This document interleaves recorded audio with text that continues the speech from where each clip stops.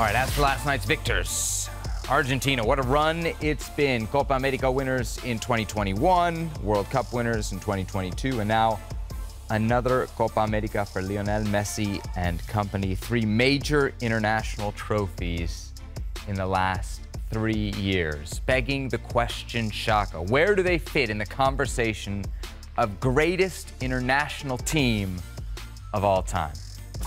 I don't think you can realistically have that conversation without now including this version of Argentina. And I think it's rarefied air, maybe 5 teams in that conversation. If you want to include Brazil through the late 60s and into 1970, who probably would get my votes, three World Cups out of 4.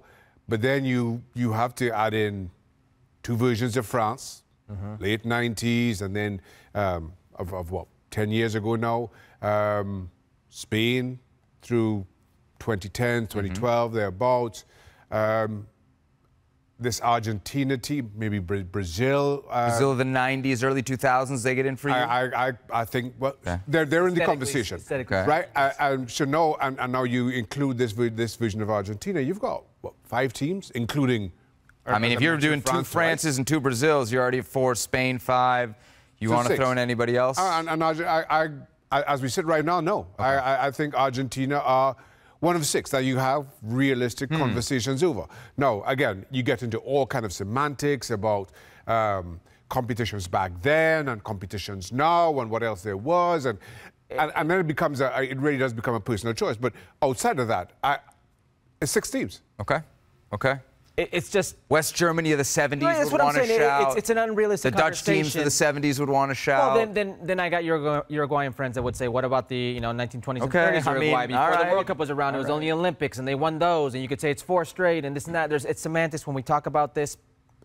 It's off of preference. What I will say is these European teams have a stronger case, because when we talk about Brazil, and we've spoken about Brazil, Ronaldo's Brazil, like, you're talking about emotion, you're talking about aesthetics, what you saw and what was pleasing to you. Look at these Copa Americas. It's not every 4 years. It's 2 to 3 years. It's 2 to 3 years. Every 2 to 3 years, they play more. So while this Argentina with Lionel Messi, arguably the greatest footballer who's ever laced up a pair of boots, won a Copa America, a World Cup, and then a Copa America, it took him 3 years to do it. You go back and look at this Spanish national team that dominated world football and in style. 6 years. Much longer span of domination. And 4 years, right? 2008 through 2012? Well, yes. Well, yeah, even before the process. But it's longer. But it's longer. It's longer. But to that point, it's only this short for this version of Argentina because the 2021 Euros should have been played in 2020. Correct. But because of the pandemic, not just Copa America, excuse me, but everything, the world stopped for a year. And everything kind of got moved into 2021. So while it feels like a condensed version, and to your point, we were having this discussion off here, how often and how quickly Copa Americas have come in the past. Certainly for this version of Argentina, it's in the normal kind of running of things. I'll even go one step further and just how unfair it is to have this conversation of this Argentina, because I almost want to say it's unfair to Messi, and it shows how great he is. The Argentina with Messi has been in 10 international finals. I'm sorry, 10 competitions, 7 international finals out of 10 international competitions. Shows you just how ridiculous Messi has been. And through it all, I mean, we can go back through its recent history, and you could say Gonzalo Higuain is, a little sharper on his day. It's a World Cup final. If they're a little luckier with penalty kicks, there's 2 Copa America finals that they win as well, leading up to this. So we can pick up this small sample size of this team, and I don't think it gives the merit to what Messi is. This team now probably doesn't have the names that the Brazils had, that the France had, 2 different sets of French teams, because it's really only Messi. And I say this with all due respect, but I think that's what makes this team so good. You look at Scaloni's selections, Montiel, Acuna, Tagliafico, they used all 4 fullbacks. You could look at the center backs. None of these players are massive players in their leagues. The midfield, it's very different in the World Cup. to Copa America, how it started to how it finished. You know, it started with Lo Celso, Paredes. It finished with Enzo, McAllister. It finished with Rodrigo de Paul. They've done so much more with all those players, which to me makes it so much of a better team. You know what would differentiate them in this debate, Shaka, is if they had back-to-back Copa Americas and back-to-back World Cups. Do you think we're at the end of this run, or do you think there's something left to be squeezed out of this group in 2026? I more feel it's the former. I feel that because, while Argentina have boasted an incredible talent during the course of this run, you just feel that Lionel Messi's powers are starting to wane. And I feel that has been a big factor to Argentina's successes. And without him, can Argentina again match with some of the usual suspects? That being said, some of those usual suspects that we can boast of, whether we're talking Brazil, England, France, none of them have been that good this summer either. Right. So it's a question, do we really believe that, and I'm intentionally leaving Spain out of this, but do we intentionally believe that England, France, the Dutch are going to be as bad as we saw this summer in 2 years' time? Or is it more likely that Argentina regresses somewhat as Lionel Messi inevitably regresses a little? Can they win it again in 26? I believe so. And I've been thinking about this a lot. You go back to the semifinals of the last, couple World Cups. There's some teams in there you're like, they got there by being strong defensively, gritty, hard to play against. International football isn't club football. Yeah. It's a different game. It's vertical. It's physical. How much of how you feel about what they might be in 26 has to do with what Messi will be in 26? It's a great question. Because Ale made the point, on the show last night that for at least a half an hour, they were better without him. And they were. And don't get confused to that meaning Messi's done. In this game, he gets injured in the 34th minute and comes out in the 64th, 65th minute. You play 30 minutes with Messi, and he's not fit. And if he's not fit, he's not producing for you offensively, he's not doing anything for you defensively, you're playing a man down.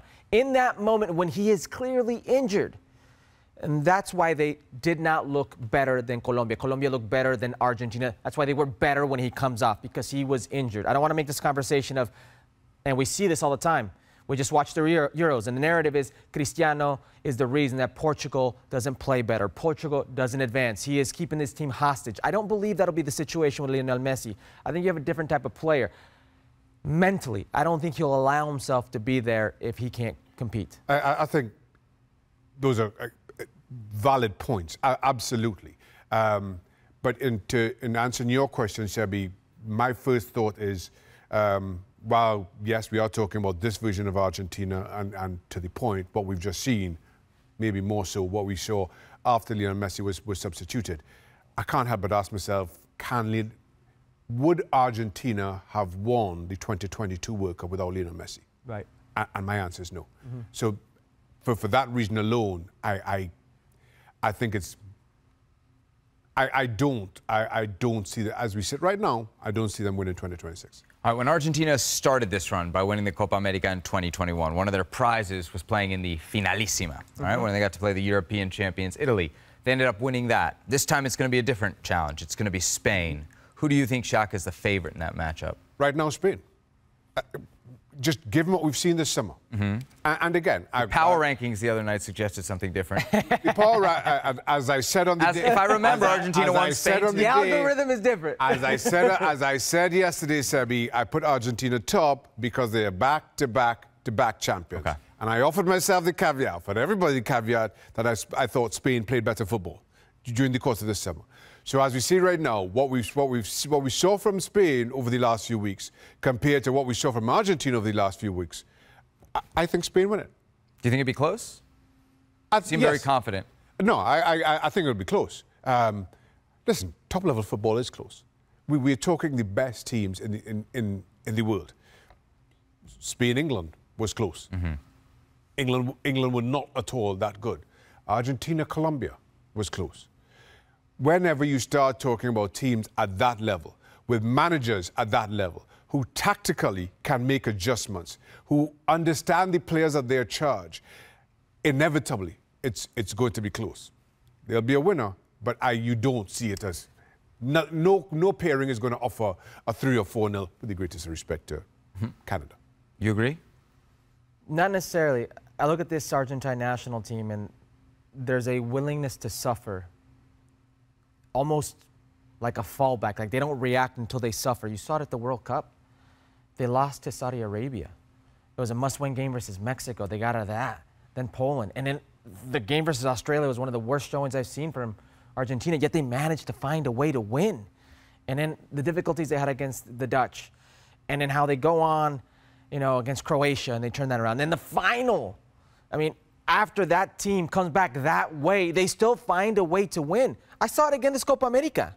I saw it again. They should have been out versus Ecuador. They should have been out. Jordi Caicedo puts that away.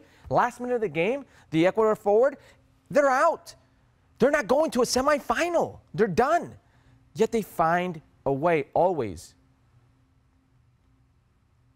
Something tells me that if they were to play against Spain, a very good team, they would find a way. And Spain has not been tested in that way. They've not been punched in the mouth. I mean, they fell behind in the semi. They fell behind in... Yeah, hold on. But they also... We're having a conversation right now about Spain being, and deservedly so, the best team in the Euros.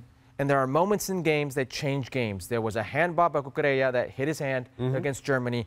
That gets called. It's a different situation. You know, there are all these small little things. Well, I mean, the big thing is the bracket. Spain went through the hardest side of the bracket.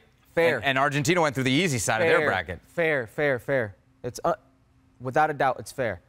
But what I'm telling you, if we're going to sit here and say this Argentina could beat that Germany, well, that Germany gave Spain a lot of problems. This Argentina could beat that England. Well, that England gave Spain some problems, you know, and so forth and so forth. I just think this Argentina is a very difficult team to play against, and they just find ways. But to that point, you could also point to the McAllister foul. Yes. As being defining in that final.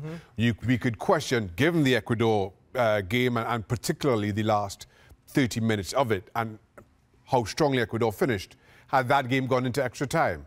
Who do you fancy over that extra 30 minutes? So all these things, kind of given the differences between the two tournaments, where...